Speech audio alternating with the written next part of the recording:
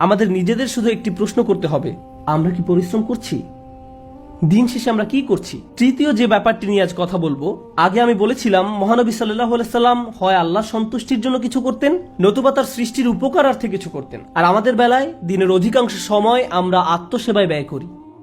অবশ্যই আমাদের বিভিন্ন জিনিসের প্রয়োজন রয়েছে, আমাদের খাবারের দরকার, পোশাক পরিচ্ছদ প্রয়োজন, চাকরি বাকরি করতে হবে, কিন্তু অবসর সময় আমি কি করি?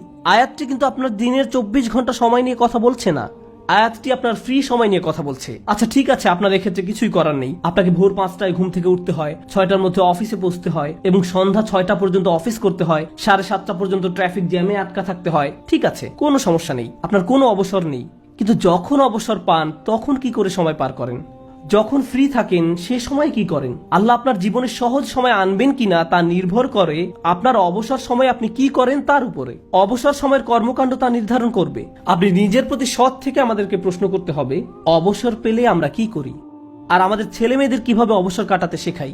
যখনই তারা একটু ফ্রি সময় পায় ভিডিও গেম খেলা শুরু করে, যখনই তারা একটু ফ্রি সময় পায় টিভি ছেড়ে দেয়। আমরা উপকারী কিছু করছি না, আমরা প্রোডাক্টিভ কিছু করছি না। একটু সময় পেলে আমরা স্বার্থপর বিনোদনে ব্যস্ত হয়ে পড়ি, স্বার্থপর ভোগবিলাসে যুক্ত হয়ে পড়ি। মাথার মধ্যে শুধু এই চিন্তাগুলো ঘুরপাক খেতে থাকে, দুপুরে কি খাবো, রাতে কি খাবো, কোন সিনেমাটা দেখবো, কিছু দেখতে চাও, কিছু খেলতে চাও। দিন রাত সারাক্ষণ শুধু বিনোদন, ভোগবিলাস আর অর্থহীন রঙ্গরসে ডুবে থাকা আমাদের জীবন এমনই হয়ে গিয়েছে। কিভাবে এটা ফানসাব?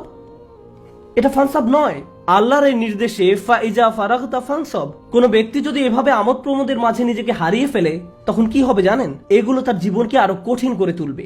আমি বলছি না আপনি কোনো কিছু খেলতে পারবেন না বা কোনো ধরনের বিনোদন করতে পারবেন না।